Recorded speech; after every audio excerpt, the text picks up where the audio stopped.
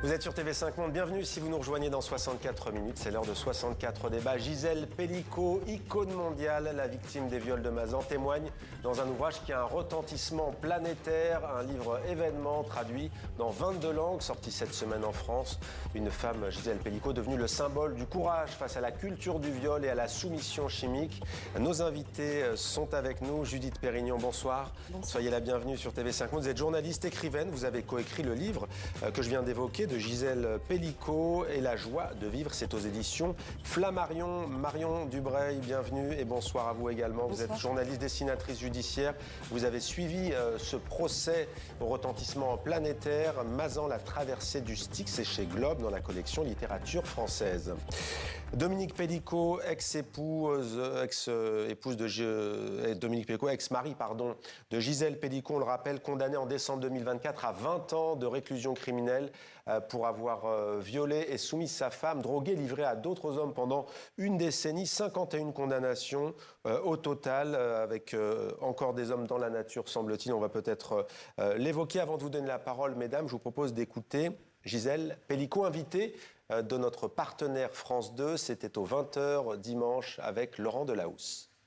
Je me suis réattribué ma vie depuis la fin de ce procès et j'essaye de profiter des beaux moments. J'ai été heureuse d'offrir mon prénom en étendard et aussi mon histoire en exemple parce que je pense que cette histoire a réveillé beaucoup de conscience collective et ça a fait écho aussi à la souffrance de certaines femmes. Elles se sont identifiées à mon histoire. Des femmes qui se sont identifiées à mon histoire. Judith Pérignon, au départ, Gisèle Pelicot, elle dit qu'elle n'avait pas du tout l'intention d'écrire. Pourquoi a-t-elle finalement tenu à raconter son histoire dans un livre et comment avez-vous réussi à la faire parler ? Alors c'est vrai que l'idée d'écrire n'est pas venue d'elle et les propositions, en revanche, sont arrivées de nombreux éditeurs alors que le procès se terminait. Et c'est vrai qu'elle a réalisé que tout le monde connaissait son visage, son nom, ce qui lui était arrivé, mais personne ne savait qui était Gisèle parce qu'elle a parlé à la sortie du tribunal quelques 4 minutes, mais on ne connaissait pas son histoire, quelle avait été sa vie, quelle était l'histoire de ce couple. Qui est cette femme alors vraiment ? Parce qu'effectivement, on connaît le volet judiciaire, on va parler du procès, et ce qu'elle a vécu, ces viols collectifs, répétés. Qui est cette femme ? C'est une femme, je mets entre guillemets, une femme ordinaire, comme elle aime dire. C'est une femme née en 52, donc c'est une enfant de l'après-guerre et qui va vivre, qui va se marier jeune, avoir un idéal familial très fort, travailler toute sa vie. Donc il y a quelque chose à travers elle. On peut comprendre l'identification de nombreuses femmes parce que c'est vraiment une femme qui n'était pas censée connaître cette lumière. Elle en a été la première surprise. Et bien entendu, dans ce livre, elle revient sur des hommes aussi qui ont été importants, notamment un policier, le vigile également du magasin, qui a alerté lorsqu'il a vu cet homme, son ex-époux Dominique Pelicot, filmé sous les jupes de plusieurs femmes. Et un jour, elle se retrouve au commissariat. Et là, il y a le policier qui lui pose cette question. On va voir ce texte. Pratiquez-vous l'échangisme ? Alors elle se disait, mon mari, il va guérir de cette pulsion, comme le dit lui-même, de filmer sous les jupes des femmes. Mais là, sur cette question, voilà ce qu'elle répond. Je ne comprends plus rien. Je me suis entendu lui répondre que non, jamais, quelle horreur, que je ne supporterai pas que d'autres me touchent, qu'il me faut des sentiments. Sa vie bascule dans un monde totalement irréel. Oui, à tel point que quand il va lui montrer quelques minutes après, le policier, les premières photos, elle va dire non, c'est pas moi. C'est-à-dire que son cerveau va s'arrêter, se bloquer. Et il va lui falloir des heures pour réaliser que cette femme, sur ces photos, dans le dossier du policier, c'est elle. Mais effectivement, elle va basculer. Son mari va faire partie d'un monde si loin d'elle et si loin de ce qu'elle croyait être en fait. Une question pour vous dans un instant, mais d'abord, comment a-t-elle vécu la condamnation de son ex-époux et des autres co-accusés, on le disait, au nombre de 50, outre son ex-mari? Écoutez Gisèle Pelicot. Je m'y attendais. Je savais que la peine serait lourde pour lui parce qu'il est responsable de tout ce qu'il a commis. Donc, d'ailleurs, il n'a jamais nié. Qu'est-ce que lui a apporté ce procès? On a le sentiment qu'elle a réussi à en faire une force de résilience. Elle a choisi, elle a refusé, le huis clos. Elle a refusé le huis clos et elle l'expliquait déjà, c'est un long chemin en fait avant d'arriver à cette décision qui sera historique et qui va faire le procès qu'on a pu suivre. C'est que au départ, quand elle l'apprend après les révélations au commissariat de Carpentras, elle a d'abord l'envie de se terrer, d'être seule, de tout couper. Et puis, au fur et à mesure, avec l'engagement aussi de sa fille, Caroline Darian, qui va écrire un premier livre sur leur histoire, qui va Qui était créer très une proche de son association, père, elle.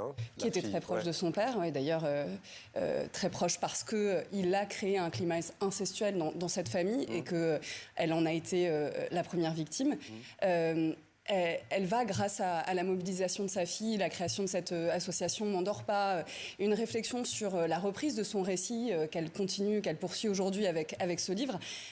L'idée de se dire que c'est pas elle de se cacher, que ce n'est pas à elle d'avoir honte, c'est un slogan qu'elle va reprendre, la honte change de camp. Et c'est pour ça qu'elle décide de faire une audience publique. Et c'est aussi une autre exigence, c'est aussi la volonté de ne pas être seule avec ses agresseurs. Parce qu'il faut bien imaginer qu'aujourd'hui, le huis clos, c'est une possibilité qu'on offre aux victimes de violences sexuelles. Mais c'est aussi la possibilité finalement d'être enfermée avec les hommes qui l'avaient violée. Sans le regard de la presse, elle aurait sans doute été démolie par les avocats de la défense. On l'a vu à quelques reprises combien ils étaient virulents, combien même avec des vidéos, des preuves qui étaient irréfutables, ils pouvaient contester cette notion de viol.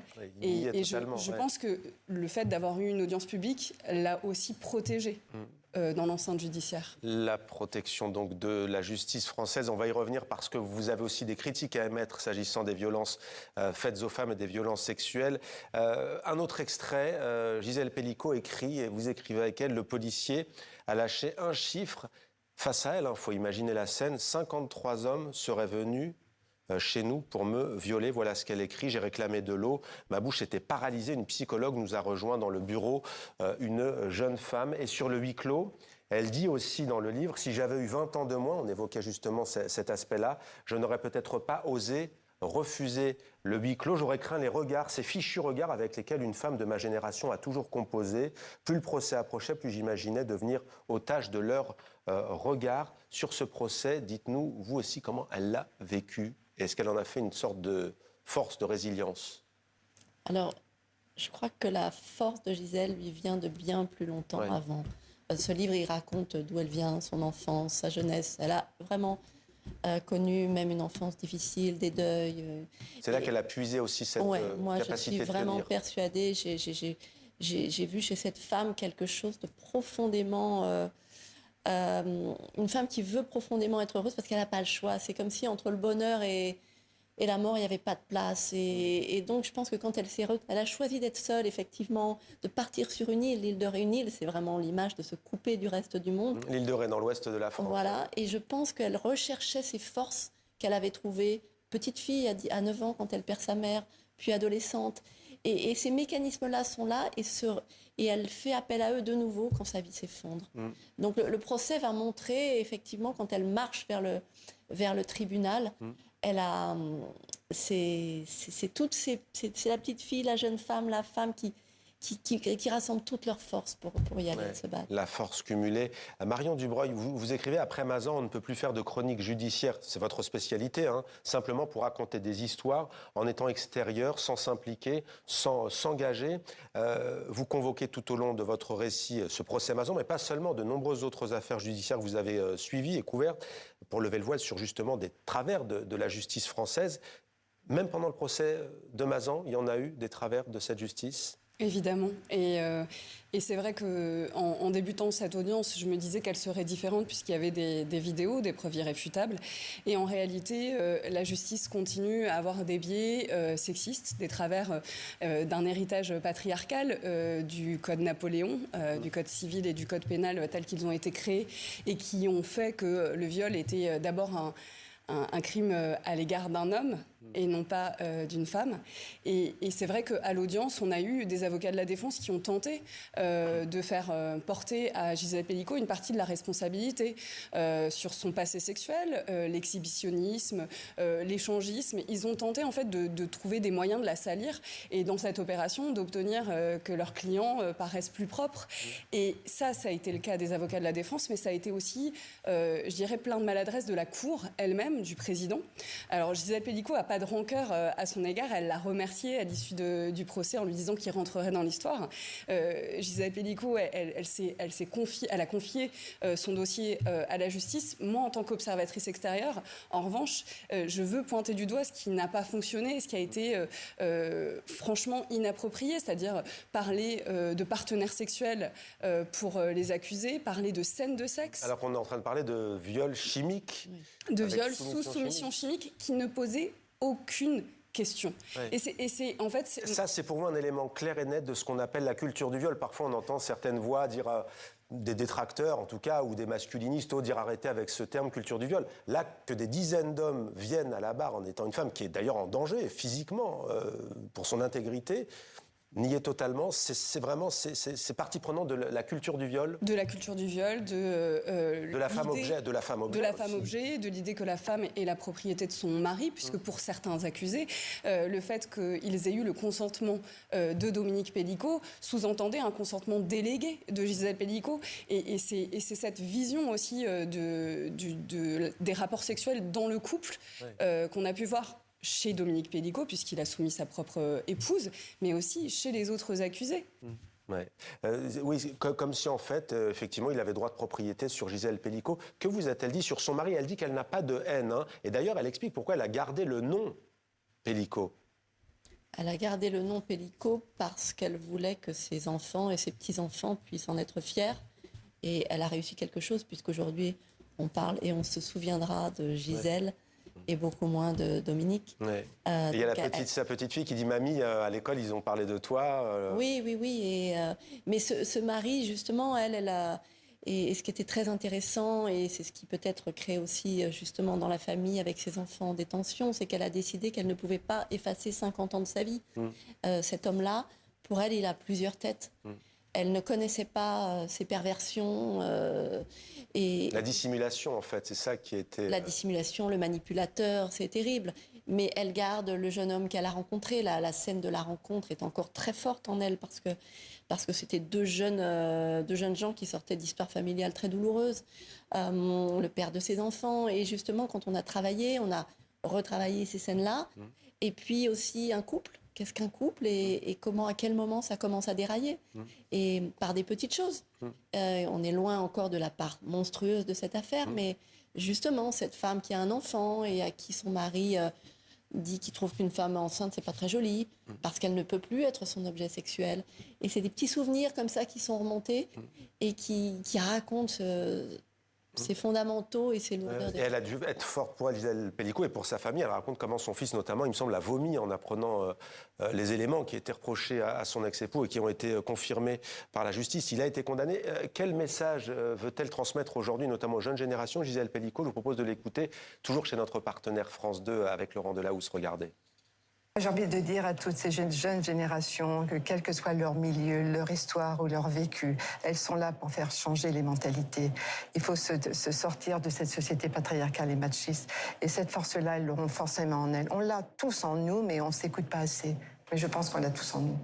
Alors, ce qui frappe aussi, c'est sa sérénité, le calme. Pourquoi est-elle devenue une icône mondiale? Parce qu'après tout, j'ai envie de dire, une telle affaire, il n'y en a pas eu. Mais on pourrait penser, par exemple, à Natacha Kampusch en Autriche, une affaire retentissante, une affaire d'inceste aussi, qu'on découvre une vingtaine d'années après. Pourquoi cette affaire-là et pourquoi cette femme devient quelque part l'étendard du combat de la résistance contre la culture du viol, contre justement le viol chimique? Parce qu'il y a cet écran d'une vie normale, parce qu'elle a pensé être heureuse avec cet homme, un couple à la retraite, qui aime ses 3 enfants, qui part dans le sud. Donc il y a toute cette vitrine qui cache l'horreur. Et pourquoi? Parce que je pense que justement cette femme ordinaire, créer un miroir avec tant d'autres femmes, le volume, la masse de ces hommes qui sont venus sans aucun scrupule la violer, sans jamais rien dénoncer. D'horizons très différents d'ailleurs, hein, Voilà. on l'a pas dit, mais... Donc on a interrogé qu'est-ce qu'un homme. Donc tous ces facteurs font que le monde entier et les femmes du monde entier se sont reconnues. Elle reçoit, dès les premiers jours du procès, on lui remettait un courrier incroyable et elle en reçoit encore. Le message de soutien. Novembre 2025 en France, il y a quelques mois, la loi intégrant le consentement dans le droit pénal a été promulguée. Le code pénal français a été modifié. Il y a des avancées. Un an après, vous y voyez un lien de cause à effet ? Alors, c'était un projet de loi qui était déjà sur la table, pour lequel le président s'était engagé avant le procès Mazan. Ce qui est sûr, c'est que le procès Mazan a fait basculer l'ensemble des sénateurs et des députés, des parlementaires pour voter cette loi, pour la juger nécessaire. Il faut rappeler quand même que depuis 2010, avec la Convention d'Istanbul, on est censé appliquer la question du consentement dans notre code pénal et que c'était un impair de la législation française. Je pense que c'est une avancée. Moi, j'en vois d'autres aussi sur le plan judiciaire. C'est pas tant dans le parcours de combattant d'un plaignant pour viol, d'une plaignante pour viol, parce que ça, malheureusement, ça n'a pas changé. On n'a pas assez de magistrats, on n'a pas assez d'enquêteurs, on a un détour les problèmes structurels européen. restent, ouais. On a les mêmes problèmes structurels. En revanche, je pense qu'il y a un changement de conscience, une prise de conscience, notamment de la part des magistrats. Je l'ai vu quelques mois après à Nîmes, au procès à Avignon en première instance. La défense avait obtenu la diffusion de certaines photos et vidéos de Gisèle Pelicot qui n'étaient pas en lien direct avec les faits. Ouais. Et qui me l'a montré dans des postures qui pouvaient être délicates pour elle, qui se référaient à son passé sexuel. Ils ont voulu refaire la même chose en appel, et pour le coup, la Cour d'appel a refusé au nom du coup de la lutte contre la victimisation secondaire. Ouais. Alors, et juste un mot pour finir, gros travail à faire encore chez les hommes. Au Québec, il semble, au Canada, où TV5 Monde est regardé, qu'un homme a fait une proposition sur Internet de la même sorte. En 30 secondes, racontez-nous. Il propose vraiment de soumettre sa femme à des viols. De soumettre sa femme sédatée à des viols, et il a une centaine de réponses en quelques jours. Je pense qu'il ne faut pas croire que le procès Mazan va révolutionner à lui seul les consciences individuelles. Je pense que ce qui a été bénéfique, c'est qu'on ait parlé de ces questions-là, c'est que la soumission chimique ait enfin été un sujet dans la sphère privée, la sphère familiale, la sphère intime. Jusque-là, on parlait de la drogue du violeur en soirée, en discothèque. On passait à côté d'un pan impressionnant de ce mode opératoire. Merci beaucoup Marion Dubreuil. Mazan, la traversée du Styx. J'en dis pas plus sur le Styx, il faut lire le livre. Merci beaucoup et également d'être venu sur notre plateau pour ce livre et La joie de vivre, édition, on le rappelle, Flammarion. Il a été traduit en combien de langues ce récit ? 22. 22 langues en ce moment. En Australie, numéro 1 chez Amazon. Merci beaucoup Judith Péridot. Merci beaucoup d'être venu sur notre plateau.